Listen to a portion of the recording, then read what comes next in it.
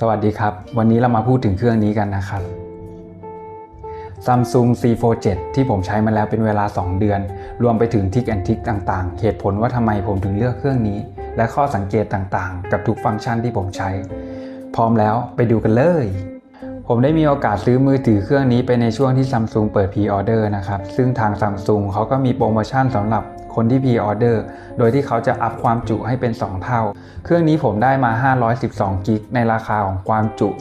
256 กิกรวมไปถึงถ้าคุณลงชื่อก่อน Pre-order เขาก็จะให้อะแดปเตอร์ฟรีมา1ตัวมูลค่า690 บาทซึ่ง2ตัวนี้มันจะไม่ได้รวมมากันในเครื่องเปล่าถ้าคุณมาซื้อภายหลังถ้าเพื่อนๆอยากรู้ว่ามันคุ้มค่าหรือเปล่าก็สามารถฟังสิ่งต่างๆที่ผมพูดในคลิปได้เลยนะครับ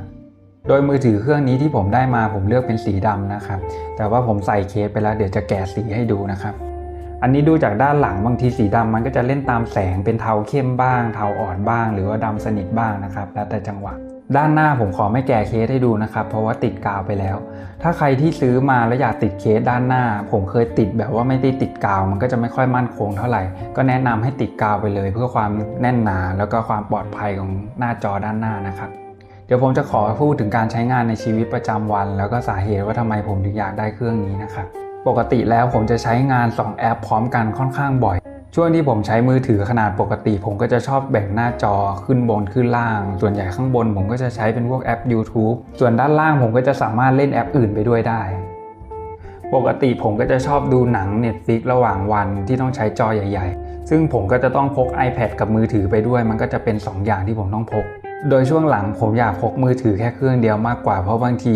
iPad เราก็ไม่ได้อยากเปิดขึ้นมาเราอยากแค่ดูแป๊บเดียวแล้วเราก็ปิดมือถือมันก็จะตอบโจทย์มากกว่านี่ก็เป็นเหตุผลว่าเนื่องจากเครื่องนี้เนี่ยมันสามารถทำได้ทั้ง2อย่างเป็นแท็บเล็ตเล็กๆแล้วก็เป็นมือถือได้ในเวลาเดียวกันเป็นเหตุผลว่าทำไมผมถึงสนใจมือถือแบบพับในลักษณะนี้แต่สาเหตุที่เพิ่งมาสนใจตัว C Fold 7ทั้งที่ก่อนหน้านี้มันก็มีมาตั้ง6รุ่นมันเป็นเพราะว่าหลายๆอย่าง1ก็คือความหนาของตัวเครื่อง2ก็คือพับรุ่นก่อนๆหน้านี้มันก็ยังดูชัดอยู่ช่วงก่อนนี้เนี่ยมันจะมีการออกมาของมือถือจีนหลายๆแบรนด์ที่บางทีพับมันก็ดีกว่าแล้วก็ตัวความหนาของเครื่องมันก็บางกว่าแต่พอล่าสุดตัว Samsung C Fold 7เขาออกมาเขาดูเหมือนไปแก้ปัญหาพวกนี้หมดเลยไม่ว่าพับเนี่ยมันก็ค่อนข้างดีกว่าเยอะแทบจะไม่เห็นตัวรอยตรงกลาง2คือความหนาของเครื่องก็ดูจะไม่ได้แพ้แบรนด์อื่นๆเลย3คือตัวกล้องที่เขาให้มามันก็อยู่ในเกณฑ์ดีสามารถใช้งานได้โดยไม่มีปัญหาอะไรมันก็เลยเป็นสาเหตุว่าทำไมผมถึงเลือก C Fold 7ในปี 2025 ผมได้มีโอกาสใช้เครื่องนี้มาเป็นเวลา2เดือนสิ่งต่อไปนี้จะเป็นสิ่งที่ผมใช้งานจริงและข้อสังเกตต่างๆที่มีในแต่ละฟังก์ชันนะครับก็มาเริ่มดูจากหน้าจอการใช้งานของผมนะครับจากหน้าจอก็จะเห็นได้ว่าแอปของผมจะไม่มีชื่อนะครับเนื่องจากแอปส่วนใหญ่บนหน้าจอนี้ผมก็จะรู้อยู่แล้วว่ามันเป็นแอปอะไรพอเคลียร์ชื่อออกไปมันก็จะดูสะอาดตาขึ้นพอเราเปิดมาในแอปย่อยมันจะยังมีชื่ออยู่ถึงแม้เราตั้งด้านหน้าให้มันไม่มีชื่อนะครับเนื่องจากตรงนี้เนี่ยเราก็สามารถดูได้บางแอปเราไม่ได้ใช้นานๆเราก็ลืมว่ามันเป็นแอปอะไรชื่อมันก็จะอยู่ในแอปย่อยๆเวลาเราอยู่ที่หน้าจอหลักนะครับเราจะปัดมาทางซ้ายนะครับตรงนี้มันจะมี Samsung News อยู่เราสามารถดูได้นะครับว่าข่าวในแต่ละวันเกิดอะไรขึ้นนอกจากนั้นเราก็ยังสามารถคัสตอมไมซ์ข่าวที่เราอยากดูได้นะครับว่าเราอยากให้อะไรมันขึ้นก่อนขึ้นหลังข่าวการเมืองเศรษฐกิจเทคโนโลยีกีฬาบันเทิงไลฟ์สไตล์อย่างเงี้ยนะครับกลับมาที่หน้าหลักนะครับด้านซ้ายบนผมจะใส่ To Do List ไว้นะครับส่วนอีกอันนึงมันจะเป็นเกี่ยวกับหุ้นในแอป Phenomena สีเหลืองอันนี้มันสามารถมีวิดเจ็ตมาแปะตรงนี้ได้ก็จะเป็นหุ้นที่ดูบ่อยในแต่ละวันของแอปนะครับลงมาด้านล่างผมจะแปะแอปภูมิอากาศไว้นะครับส่วนตรงนี้ผมใส่ Suggest แอปไว้นะครับแอป4ตัวนี้มันจะเปลี่ยนไปตามการเวลาที่เราใช้บ่อยๆที่ไม่ได้อยู่บนหน้าหลักวิธีการก็คือเราไปที่ Setting นะครับแล้วดูที่แอปที่เราไม่ต้องการให้มันมาโผล่ส่วนใหญ่ผมจะเอาแอปที่มันอยู่หน้าจอที่เราหาได้ง่ายๆอยู่แล้วมาใส่ไว้ตรงนี้เพราะงั้นเวลาที่มันขึ้นมาเนี่ยมันจะเป็นแอปที่เราใช้บ่อยๆแต่มันอยู่ในแอปย่อยซึ่งเราก็ไม่ต้องมาเสียเวลาควานหาในแอปย่อยเราสามารถดูที่หน้าหลักได้เลยแล้วมันก็จะโผล่ขึ้นมาให้เราเลือกง่ายๆต่อไปตรงนี้นะครับจะเป็นตัววิดเจ็ต 1x2 นะครับสิ่งที่ผมใส่ไว้ผมจะใส่ Sleep นะครับตัวนี้จะเป็นโหมดนะครับเวลาเรากด มันจะเปลี่ยนไปเป็นสีดำนะครับแล้วหน้าจอมันก็จะมืดไประดับหนึ่งนะครับก็คือตัวนี้ผมตั้งไว้ให้ตอนนอนเนี่ยไฟมันเบาลงตัดแสงสีเหลืองนะครับซึ่งเดี๋ยวผมจะพูดถึงการใช้งานโหมดต่างๆให้มีประสิทธิภาพมากที่สุดในมือถือเครื่องนี้นะครับตอนนี้เราขอกลับไปโหมดปกติก่อนครับอีกตัวหนึ่งมันก็จะเป็นแอป Health นะครับในแอปนี้เนี่ยมันก็จะบอกก้าวนะครับบอกเวลาที่เราออกกำลังกายรวมไปถึงแคลอรี่ที่เผาผลาญในแต่ละวันนะครับเวลาเรากดเข้ามาจากหน้านี้เนี่ยครับมันก็จะมาที่ตรงนี้ในแต่ละวันของเราทำอะไรไปแล้วบ้างกดย้อนกลับมานะครับมันจะมาที่ Samsung Health นะครับสิ่งที่ผมชอบใน Samsung Health นะครับคือมันจะมีเรื่อง Mindfulness ที่สำคัญเลยมันมีการฝึก breathing exercise นะครับมันก็จะให้คุณเลือกแบบบล็อกแบบ long exhale แบบ equal ตอนแรกก่อนที่ผมจะได้ Samsung เครื่องนี้มาผมก็ไม่ได้สนใจการหายใจอะไรเป็นพิเศษพอผมมารู้จักแอปนี้มันก็ทำให้ผมหันมาเล่นตัวนี้มากขึ้นปรากฏว่าหลังจากนั้นผมก็ติดการฝึกหายใจก่อนนอนหรือว่าตอนที่เราว่างๆแล้วก็สามารถกดเข้ามาแล้วก็รีแลกซ์กับการหายใจได้นอกจากนั้นมันจะมีให้ใส่ข้อมูลต่างๆเกี่ยวกับตัวเราในแต่ละวันได้ไม่ว่าจะเป็นดื่มน้ำการนอนออกกำลังกายน้ำหนักรวมไปถึงถ้าใครละเอียดมีไปเจาะน้ำตาลมาก็สามารถกรอกใส่ข้อมูลในนี้ได้รวมไปถึงความดันด้วยคุณสามารถเอามาเลือกได้ว่าคุณออกกำลังกายประเภทไหนโยคะยกน้ำหนักหรือว่าการฝึกหายใจอะไรต่างๆต่อมาตัวนี้จะเป็นตัว Optimize นะครับก็เวลาคุณกดเนี่ยมันก็จะเคลียร์ขยะในเครื่องคุณออกแล้วมันก็จะโชว์ขึ้นมาว่ามันหายไปกี่กิกกดเข้ามาเนี่ยมันก็คือจะเช็คระบบความปลอดภัยสุขภาพของเครื่องต่างๆนะครับรวมไปถึงแบตเตอรี่แล้วก็สเปซต่างๆในเครื่องส่วนตรงนี้จะเป็นการเชื่อมต่อหูฟังที่ผมเอามาไว้ด้านหน้านะครับเวลาเราเปิดหูฟัง Samsung ขึ้นมาเนี่ยมันก็จะขึ้นมาโชว์นะครับที่ผมเอามาใส่ด้านหน้าตรงนี้เนื่องจากมันสามารถเลือกอัตโนมัติได้เลยว่าคุณจะเป็น Ambient Mode คุณจะเอาเป็น ANC Mode หรือว่าคุณจะปิดทั้ง2โหมดให้มันเป็นโหมดปกตินะครับรวมไปถึงมันก็จะบอกแบตด้วยว่าแต่ละข้างมีแบตเท่าไหร่ซึ่งถ้าใครสนใจอยากให้ผมรีวิวหูฟังอันนี้ก็คอมเมนต์ลงมาได้เลยนะครับส่วนด้านขวาบนผมจะติดปฏิทินไว้กับอีกแอปหนึ่งแอปนี้จะเป็นแอป Digital Wellbeing นะครับมันก็คือจะขึ้นโชว์ว่าในแต่ละวันคุณใช้แอปอะไรกี่นาทีกี่ชั่วโมงนะครับอันนี้เราอัดตอนเที่ยงคืนมันก็เลยยังไม่ได้มีแอปรันเท่าไหร่เราลงมาดูที่ทักบาร์กันนะครับตัวนี้เนี่ยเวลาเราปิดหน้าจอมานะครับตรงทักบาร์มันจะมีได้แค่5แอปนะครับแต่เวลาเราเปิดขึ้นมามันจะมี8แอปนะครับตัว3แอปเนี่ยผมก็จะเลือกเป็นพวก Netflix ที่มันต้องใช้จอใหญ่อยู่แล้วในการเปิดดูเวลาเรากดเข้ามาเราก็จะกดเข้าไป Netflix ได้ง่ายๆนะครับส่วนด้านหน้านะครับผมจะเอาเวเทอร์มาแปะนะครับอุณหภูมิเท่าไหร่คุณภาพอากาศเท่าไหร่ UV เท่าไหร่โดยทั่วไปแล้วอันสุดท้ายผมจะเอาเป็นเวลาขึ้นของพระอาทิตย์และตกของพระอาทิตย์นะครับแต่ถ้าเรามาเปลี่ยนโหมดนะครับเป็นโหมด Sleep ตัวสุดท้ายจะเป็นนาฬิกาปลุกในวันต่อไปแทนนะครับเดี๋ยวต่อไปเราจะมาพูดถึงข้อสังเกตของสิ่งต่างๆที่ผมได้พูดไปก่อนหน้านี้นะครับข้อสังเกตของ Reminder นะครับเวลาเราปรับเป็นหน้าจอเล็กฟอนต์ตัวอักษรเนี่ยมันจะไซส์ค่อนข้างพอดีกับตัวแอปของมันนะครับแต่เวลาเราเปิดจอใหญ่เนี่ยตัวอักษรมันจะใหญ่ขึ้นมาเลยแล้วมันก็ไม่สามารถปรับได้มันทำให้อ่านได้ไม่เต็มประโยคนะครับทั้งที่ครึ่งหนึ่งของหน้าจอมันก็เท่ากับขนาดหน้าจอตอนเราปิดข้อสังเกตอีกอย่างของ Reminder นะครับคือเราต้องไปลบสิ่งที่เราทำไปแล้วเป็นระยะถ้า Samsung สามารถทำให้มันลบอัตโนมัติได้ก็จะเป็นเรื่องที่ดีมากๆเลยส่วนตัว Digital Wellbeing ถ้าเป็นไปได้เวลาเราลดขนาดมาที่ 2x3 แล้วยังโชว์เวลาแต่ละแอปอยู่แบบนี้ก็จะเป็นเรื่องที่ดีมากๆเลยมาต่อกันที่ Panel Setting นะครับปัญหาของ Panel Setting ก็คือเราไม่สามารถจะลบสิ่งที่เราไม่ต้องการออกไปได้เราแค่สามารถเลื่อนขึ้นเลื่อนลงได้ส่วนตัวที่ผมไม่ได้ใช้จะมี Nearby Device Smart Thing แล้วก็ Smart View ตัวโหมดผมก็ใช้บ้างเป็นบางครั้งเพราะงั้นผมจะเอาตัวที่ไม่ได้ใช้ไปอยู่ในบริเวณด้านบนส่วนตัวที่ใช้บ่อยๆจะมาอยู่ใกล้นิ้วในบริเวณด้านล่างทำให้สะดวกต่อการกดเวลาที่มันอยู่ใกล้ๆนิ้วเราข้อดีของเรื่องนี้คือตัวบลูทูธเวลาเรากดเปิดมันจะเด้งขึ้นมาเลยว่าเราจะเชื่อมต่อกับอะไรก็ทำให้เราสามารถเชื่อมต่อได้อย่างรวดเร็วมาที่ข้อสังเกตของปุ่มแสงและเสียงนะครับในส่วนของแถบเสียงนะครับเราแตะที่ตรงไหนของแถบมันก็จะไม่ได้มาตรงนั้นทันทีแต่จะค่อยๆเลื่อนตามมาเวลาที่เราเลื่อนนิ้วนะครับต่างจากตัวแสงนะครับถ้าเราแตะนิ้วที่ตรงไหนมันก็จะเด้งมาตรงนั้นทันที ทำให้บางทีเวลาเรานอนอยู่ในที่มืดแล้วเราเผลอเอานิ้วไปแตะแสงมันก็จะเด้งขึ้นมาค่อนข้างเร็วทำให้เราแสบตาในบางครั้งถ้าเป็นไปได้เราสามารถปรับแถบแสงในลักษณะเดียวกันกับแถบเสียงได้ก็จะดีมากๆเลยเรามาพูดถึงเซตติ้งต่างๆตามขอบจอของผมต่อกันนะครับโดยตัว Edge Panel ผมจะตั้งไว้ทางด้านซ้ายนะครับในนี้จะประกอบไปด้วยแอปธนาคารที่ผมไม่จำเป็นต้องวางไว้หน้าหลักรวมไปถึงแอปที่ผมชอบเปิดใช้หลายแอปร่วมกันบ่อยๆนะครับซึ่งผมตั้งให้มันเปิดแบบป๊อปอัพเวลาที่กดมันก็จะเด้งขึ้นมาเป็น2แอปทันทีไม่จำเป็นต้องกดที่แอปแล้วเลื่อนมาวางมาที่ขอบจอล่างในการเรียก Google ขึ้นมานะครับผมชอบตัวนี้มากเวลาที่เรากดค้างมันจะสามารถทำให้เราเสิร์ชรูปได้ในทันทีหรือเราสามารถกดในส่วนของข้อความที่ปกติ Copy ไม่ได้แต่ในนี้เราก็จะสามารถ Copy ได้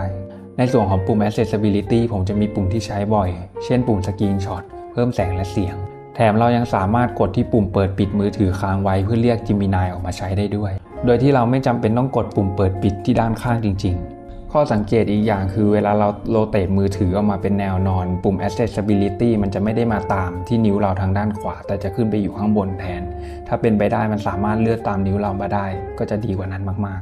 ๆนอกจากนี้ยังมีฟังก์ชันพื้นฐานอื่นๆอีกเช่นแตะหน้าจอ2ครั้งเพื่อเปิดและปิดใช้ฝ่ามือแปะที่หน้าจอเพื่อปิดแปะที่ปุ่มสแกนนิ้วแล้วหน้าจอเปิดขึ้นเลยโดยไม่ต้องปลดล็อกพับจอปิดและเลื่อนขึ้นเพื่อใช้งานต่อทันทีหน้าจอสว่างเมื่อเรายกมือถือขึ้นมาต่อกันที่แอป Mode and Routine นะครับแอปนี้เปลี่ยนชีวิตผมไปอย่างมากเช่นในโหมด Home เพื่อนๆสามารถปลดล็อกมือถือได้โดยไม่ต้องใส่รหัสเมื่อต่อกับ Wi-Fi ที่บ้านของเพื่อนๆส่วน Wallpaper ผมก็ตั้งให้แตกต่างกันไปในแต่ละโหมดในส่วนของโหมด Sleep ผมก็ตั้งให้แสงน้อยพร้อมกับหลีแสงแถมยังมีการตัดแสงสีฟ้าเพื่อเหมาะกับการนอนอีกด้วยส่วน Wallpaper ของโหมด Sleep ผมก็ตั้งให้ตัวสุดท้ายเป็นนาฬิกาปลุกแทนที่ของ Weather ในโหมดทั่วไปเพื่อทำให้ผมไม่ลืมตื่นไปทำงานในตอนเช้า Driving Mode จะเปิดขึ้นเมื่อเราเชื่อมต่อกับบลูทูธบนรถยนต์เสียงลำโพงจะปรับอัตโนมัติตามที่เราตั้งไว้ในส่วนของ Work Mode ผมก็จะปรับเป็นระบบสั่นแทนเสียงมาต่อที่ส่วน Routine กันบ้างโดยส่วนตัวผมจะสร้างรูทีนต่างๆตามนี้ Morning Routine เวลาคุณปิดนาฬิกาปลุกตอนเช้า Spotify จะเล่นขึ้นทันที Leaving Home เวลาผมออกจากบ้าน Wi-Fi จะปิดและบลูทูธจะเปิดพร้อมเชื่อมต่อกับบลูทูธบนรถยนต์ทันทีผมจะมี Driving End Routine ตอนเช้าและตอนเย็นนะครับเวลาเราลงจากรถแล้วไปทำงานตัวนี้จะทำให้บลูทูธและ Wi-Fi ปิดอัตโนมัติส่วนถ้าเป็นตอนกลับจากบ้านเวลาเราลงจากรถบลูทูธจะปิดและ Wi-Fi จะเปิดเพื่อเชื่อมต่อ Wi-Fi บ้านได้อย่างต่อเนื่อง Bedtime Routine หยุดฟาสต์ชาร์จเวลาที่เรานอนเพราะเราไม่จำเป็นต้องให้แบตเต็มเร็วที่สุดเป็นการถนอมแบตอีกวิธีหนึ่งต่อไปเป็นรูทีนหูฟังของผมโดยรูทีนนี้จะเล่นเพลงขึ้นทันทีเมื่อเราเชื่อมต่อบลูทูธกับหูฟังและไปที่หน้า YouTube โดยอัตโนมัติให้เราสามารถเริ่มผ่อนคลายได้อย่างต่อเนื่องแถมเมื่อเราปิดหูฟังบลูทูธก็จะหยุดเชื่อมต่อในทันทีและปิดลงนอกจากนี้ยังมีรูทีนที่เตือนให้เราไม่ลืมพับสายตาทุก20นาทีเวลามองจอนานๆเมื่อผมเปิดแอป Insta 360 Wi-Fi Bluetooth Location จะเปิดขึ้นโดยอัตโนมัติเพื่อพร้อมที่จะเชื่อมต่อกับตัวกล้องได้ในทันที Screen Rotation ปลดล็อกการหมุนของหน้าจออัตโนมัติในแอปที่เราเลือกเช่น Netflix และ YouTube เป็นต้น Low Battery Routine ตั้งเปอร์เซ็นต์ของแบตเตอรี่ที่ต้องการเพื่อเปลี่ยนเป็น Power Saving Mode เวลาแบตของเพื่อนๆใกล้หมดถ้าใครอยากให้ผมทำคลิปละเอียดเกี่ยวกับการใช้โหมดและรูทีนสามารถคอมเมนต์ด้านใต้ได้เลยนะครับอีกเรื่องหนึ่งเกี่ยวกับการถนอมแบตนะครับให้มาที่แบตเตอรี่กดที่ Battery Protection เปิด Battery Protection โดยส่วนตัวผมจะเลือกที่ Maximum นะครับโหมดนี้จะทำให้แบตเตอรี่หยุดชาร์จเมื่อถึงค่าที่กำหนดของผมจะเลือกไว้ที่ 95% เป็นการถนอมแบตอีกวิธีหนึ่งที่ดีนะครับสิ่งสำคัญที่สุดของมือถือเครื่องนี้ก็คือการเล่นหลายแอปพร้อมกันซึ่ง C Flow 7 สามารถทำงานได้ดีมากๆเลยนะครับโดยที่เราสามารถเปิด3แอปหลักได้โดยก็จะมีหน้าต่าง Pop-up Window ที่เราสามารถเปิดเพิ่มได้ด้วยและเวลาปิดมันก็จะเป็นรูปแอปเล็กๆแบบนี้โดยเพื่อนๆสามารถเลื่อน2นิ้วที่ด้านข้างและก็เลือกกดแอปที่เราอยากเล่นขึ้นมาได้เลยในกรณีที่เราเล่นจอเล็กเราก็สามารถเลื่อน2นิ้วขึ้นอย่างนี้ได้และกดแอปที่เราต้องการไม่ว่าจะเป็นการเปิด3แอปหลักพร้อมกันในหน้าจอเดียวหรือจะเป็นการเปิด2แอปในหน้าต่างใหญ่สะดวกต่อการสลับไปมาสามารถทำได้ทั้งแบบแนวตั้งและแนวนอนในส่วนของ Pop-up Window ส่วนใหญ่ผมจะชอบใช้ LINE หรือว่า Messenger ซึ่งเราสามารถกดขึ้นมาพิมพ์ข้อความแล้วเราก็กดปิดไปได้อย่างง่ายดายและเล่นแอปอื่นๆไปด้วยได้โดยเพื่อนๆสามารถเลือกให้มีหรือไม่มีแถบด้านบนก็ได้แต่ส่วนตัวผมจะชอบเลือกให้มีแถบด้านบนเพื่อง่ายกับการเปิดปิดเรายังสามารถทำสปลิตสกรีนแบบแนวนอนได้สามารถเล่นเกมแล้วก็ดูหนังไปพร้อมกันแบบไม่ต้องสนใจอะไรในโลกอีกต่อไปแล้วโดยข้อสังเกตหนึ่งที่น่าเสียดายก็คือตัวนี้มันจะไม่สามารถทำจอใหญ่สลับไปมาลักษณะนี้ได้ต่างจากค่ายจีนบางค่ายที่สามารถทำได้ถึง3แอปแต่ตัวนี้เราจะทำได้แค่2แอปสลับไปมาเรามาพูดถึงคีย์บอร์ดกันสักเล็กน้อยนะครับผมใช้คีย์โหมดแบบ floating ให้มันลอยอยู่ปรับไซส์ได้เวลาที่ผมเปิดใช้จอใหญ่นะครับซึ่งคีย์บอร์ดสามารถพิมพ์คีย์บอร์ดที่ใช้บ่อยได้อย่างสะดวกสบายนะครับโดยทั่วไปคีย์บอร์ดมันจะมาเป็นสปิตคีย์บอร์ดนะครับเราก็สามารถมาเลือกแบบ floating แบบนี้ได้ในเรื่องข้อสังเกตของคีย์บอร์ดนะครับผมรู้สึกว่า auto correct ยังไม่ค่อยเก่งเท่าไหร่ครับยกตัวอย่างเช่นคำว่าสวัสดีนะครับมันก็ยังไม่เคยสักเจตคำที่ถูกต้องให้ผมเลยแต่เหมือนที่ผมเข้าใจว่าถ้าเราใช้ auto correct บ่อยๆมันก็จะเก่งขึ้นก็มาลองดูกันอีกทีนะครับว่ามันจะใช้ได้ดีขึ้นมากน้อยแค่ไหนข้อสังเกตอีกอย่างหนึ่งนะครับคือตัว folding keyboard นะครับเวลาเราใช้จอใหญ่แล้วกดคีย์บอร์ดขึ้นมามันก็จะมาบังข้อความที่เรากำลังอ่านอยู่ต่างกับเวลาที่เราใช้จอเล็กเวลาเรากดคีย์บอร์ดขึ้นมาข้อความมันก็จะเลื่อนขึ้นมาถ้าตัว folding keyboard มันสามารถดันข้อความอย่างที่ผมบอกขึ้นมาได้มันก็จะเป็นอะไรที่ดีมากๆเลยแต่พอมันเป็นแบบนี้เราก็ต้องมาเลื่อนคีย์บอร์ดเองเพื่อดูข้อความที่เรากำลังอ่านอยู่แต่ข้อดีอย่างหนึ่งของคีย์บอร์ดตัวนี้ก็คือการพิมพ์คำพูดจากเสียงจะค่อนข้างดีมากปกติเครื่องเก่าที่ผมใช้มามันจะจับชื่อคนไม่ค่อยได้แต่ตัวนี้เวลาพูดชื่อคนก็ถือว่าทำได้ค่อนข้างดีโดยที่บางทีมันดีเกินไปด้วยซ้ำมันก็จะจับเสียงคนรอบๆข้างที่พูดเบาๆเข้ามาด้วยพูดถึงสิ่งที่ผมชอบอีกอย่างคือการตัดคลิปในสตูดิโอของ Gallery โดยปกติแล้วผมก็จะใช้แคปคัทตัดแต่พอมี Samsung ตัวนี้เข้ามาผมลองใช้สตูดิโอใน Gallery ตัดคลิปหลักๆถ้าให้เปรียบเทียบแคปคัทจะดีกว่าตรงที่มีโหมดการตัดต่อที่มากกว่าในแอปสตูดิโอของ Gallery ตัวฟอนต์ไทยก็จะไม่ค่อยสวยแต่ถ้าใช้งานเบื้องต้นก็อยู่ในเกณฑ์ที่โอเคซึ่งก็มีหลายคลิปที่ผมใช้ตัวนี้แล้วก็ตัดลงไปใน YouTube ถ้าใครอยากให้ทำคลิปเปรียบเทียบของ2แอปนี้ก็สามารถทิ้งคอมเมนต์ไว้ด้านล่างเลยนะครับเดี๋ยวเราจะไปพูดถึงทิปแอนด์ทริคเล็กๆน้อยๆกันต่อนะครับในส่วนของแอปอินเทอร์เน็ตของ Samsung เราสามารถเปิดเพลงหรือคลิปวิดีโอบน YouTube สวัสดีครับวันนี้โดยที่เมื่อเราปิดหน้าจอตัวคลิปวิดีโอหรือเพลงมันก็จะยังเล่นอยู่ซึ่งมันก็มีประโยชน์กับคนที่ไม่มี YouTube Premium อย่างมากเลยแถมยังมี YouTube หรือ Netflix ในโหมดพับจอเราสามารถควบคุมสิ่งต่างๆบนแพนเนลนี้ได้เลยกด Translate บนแอปอินเทอร์เน็ตได้สามารถกดสรุปคลิปวิดีโอได้แต่เท่าที่ผมลองใช้มาผมคิดว่าบางทีมันก็สรุปสั้นเกินไปยังขาดรายละเอียดที่สำคัญหลายๆอย่างไปอยู่มาที่ส่วนการใช้งานของกล้องกันนะครับแนะนำให้กดที่ Setting นะครับแล้วมาที่ Setting to Keep นะครับในส่วนนี้เราสามารถ Customize โหมดต่างๆให้คงอยู่ได้เวลาที่เราปิดแอปกล้องแล้วเปิดขึ้นมาใหม่นะครับโดยส่วนที่ผมแนะนำให้เปิดจะเป็น High Picture Resolution นะครับเพราะปกติที่เราเปิดกล้องขึ้นมาใหม่ความคมชัดมันจะไปอยู่ที่12ล้านพิกเซลนะครับถ้าใครอยากได้การถ่ายภาพที่คมชัดตลอดเวลาก็ให้ปรับตรงนี้จากนั้นก็ไปเลือกตรงนี้ให้เป็นความชัดที่200ล้านพิกเซลจากนี้เวลาเราเปิดกล้องมาถ่ายมันก็จะได้ความคมชัดแบบนี้ตลอดโดยไม่ต้องปรับนะครับนอกจากความคมชัดเรายังสามารถเลือกตั้งค่าอื่นๆไว้ได้ตามที่เพื่อนๆต้องการได้เลยนะครับข้อสังเกตเกี่ยวกับแอปกล้องนะครับมันจะไม่มีปุ่มให้กดคูณ2ในทันทีเราต้องมากดค้างตรงนี้แล้วเราก็มาไถเลื่อนเองจะมีแค่ปุ่มคูณ4แล้วก็คูณ5ไปเลยซึ่งบางทีผมรู้สึกว่ามันซูมเยอะเกินไปถ้ามีปุ่มคูณ2ที่ผมใช้บ่อยๆก็จะดีมากเลยข้อสังเกตอีกอย่างหนึ่งเวลาเราเปิดจอใหญ่มันจะไม่มีปุ่มเซลฟี่ตรงนี้นะครับแตกต่างจากเวลาจอเล็กเราสามารถกดตรงนี้ได้และจากนั้นเราก็เปิดเป็นหน้าจอใหญ่ตัวนี้มันจะล็อกหน้าจอใหญ่ให้เราเลยแล้วเราก็หมุนกลับมาถ่ายเซลฟี่ได้ในทันทีแล้วก็อย่าลืมมาใช้ Text Shortcut กันด้วยนะเช่นเราพิมพ์คำว่าบ้านที่อยู่ที่เราเซตไว้ก็จะขึ้นมาเลยอันนี้ก็เป็นอะไรที่สะดวกมากๆนะครับก็มาพูดถึงความรู้สึกหลังใช้เครื่องนี้กันนะครับโดยรวมทั้งหมดที่ผมพูดไปก็จะเป็นฟังก์ชันต่างๆที่ผมใช้จริงนะครับโดยรวมแล้วก็ถือว่าผมชอบ C47 ตัวนี้มากๆปกติที่ผมต้องพก iPad เครื่องหนึ่งมือถือเครื่องหนึ่งแต่ปัจจุบันผมก็พกแค่เครื่องนี้เครื่องเดียวก็เอาอยู่แต่ข้อสังเกตก็จะมีเรื่องกล้องที่ยื่นออกมาค่อนข้างเยอะ ทำให้ผมก็เปลี่ยนนิสัยที่ปกติผมจะวางมือถือหงายกลับมาเป็นว่าผมต้องวางมือถือคว่ำซึ่งในแง่หนึ่งมันก็สร้างนิสัยที่ทำให้ผมสนใจมือถือลดลงได้ดีส่วนเรื่องรอยพับบนหน้าจอผมว่าก็ทำออกมาได้ดีก็แทบจะมองไม่เห็นรอยพับบนหน้าจอในการใช้งานปกติอาจจะมีบางมุมที่มันสะท้อนรอยพับของจอแต่มันก็ไม่ได้มีปัญหาอะไรในการใช้งาน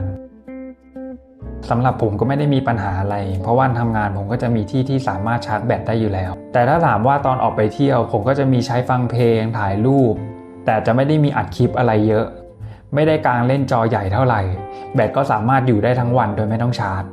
แต่ถ้าเป็นไปได้เราก็อยากได้แบตที่อึดกว่านี้เพราะในระยะยาวก็ต้องมาดูเรื่องความเสื่อมของแบตอีกทีนึงส่วนตัวผมว่าผมก็กางหน้าจอค่อนข้างบ่อยเมื่อเทียบกับที่ไปฟังรีวิวมาในช่องอื่นๆทั้งดูหนังและเล่นหลายแอปพร้อมกันผมก็รู้สึกว่าคิดไม่ผิดที่เลือกมือถือพับแบบนี้มาใช้ส่วนเรื่องตำแหน่งของลำโพงในแนวตั้งมันก็จะอยู่ด้านบนและด้านล่างของฝั่งด้านซ้ายเวลาเราดูหนังเอียงมาเป็นแนวนอนลำโพงมันจะออกซ้ายกับขวาปกติผมจะไม่ได้ใช้ปากกาเขียนในมือถือเท่าไหร่แต่ว่าเมื่อวันก่อนมันก็มีที่ต้องเซ็นเอกสารออนไลน์ก็เลยรู้สึกว่าถ้าเป็นไปได้มันมีกว่าก็คงจะดีแต่ส่วนใหญ่เลยในชีวิตประจำวันก็ต้องบอกว่าไม่ค่อยได้ใช้ข้อสังเกตอีกอย่างหนึ่งก็คือเวลาเราจะกดสกรีนช็อตเนี่ยมือถือที่ผมเคยใช้มามันเลื่อน3นิ้วลงแล้วมันก็จะสกรีนช็อตแต่ว่าตัวเนี้ยเหมือนมันต้องใช้มืออย่างนี้ปาดหรือไม่ก็กดปุ่มเอาซึ่งส่วนตัวผมถนัดกับไอตัว3นิ้วมากกว่ารู้สึกว่ามันสะดวกดีต่อไปขอพูดถึงความคาดหวังว่าจะใช้เครื่องนี้นานแค่ไหนนะครับก่อนหน้านี้เนี่ยผมใช้ Xiaomi 10T Pro นะครับใช้มาประมาณ6ปีได้แล้วจริงๆมันไม่ได้มีปัญหาอะไรในการใช้งานเลยแต่อันนี้คืออยากได้มือถือแบบพับก็เลยหาเครื่องใหม่มาใช้เลยคิดว่าถ้าเครื่องนี้เนี่ยมันใช้ได้ประมาณ5ปีเนี่ยก็คิดว่าจะเป็นอะไรที่คุ้มค่ามากๆเขาก็รับประกันหน้าจอมาแค่2ปีเพราะเหมือนว่าค่าเฉลี่ยที่คนใช้มือถือต่อเครื่องเนี่ยมันจะอยู่ที่ประมาณนั้นแต่โดยส่วนตัวแล้วผมก็ใช้นานกว่านั้นมากๆก็ถ้าใครสนใจมือถือเครื่องนี้หรืออุปกรณ์ต่างๆในคลิปของเรานะครับก็สามารถดูที่ลิงก์ข้างใต้ได้เลยนะครับแล้วก็อย่าลืมไปชมคลิปอื่นๆที่ผมเคยรีวิวของก่อนหน้านี้ไว้เพื่อเป็นกำลังใจให้ผมด้วยนะครับรวมไปถึงถ้าอยากให้รีวิวอะไรเป็นพิเศษก็ทิ้งคอมเมนต์ไว้ข้างใต้ได้เลยนะครับไม่ว่าจะเป็นใช้งานหรือว่าสินค้าอื่นๆที่ผมมีคลิปนี้ก็ไว้เท่านี้ก่อนแล้วกันนะครับบ๊ายบาย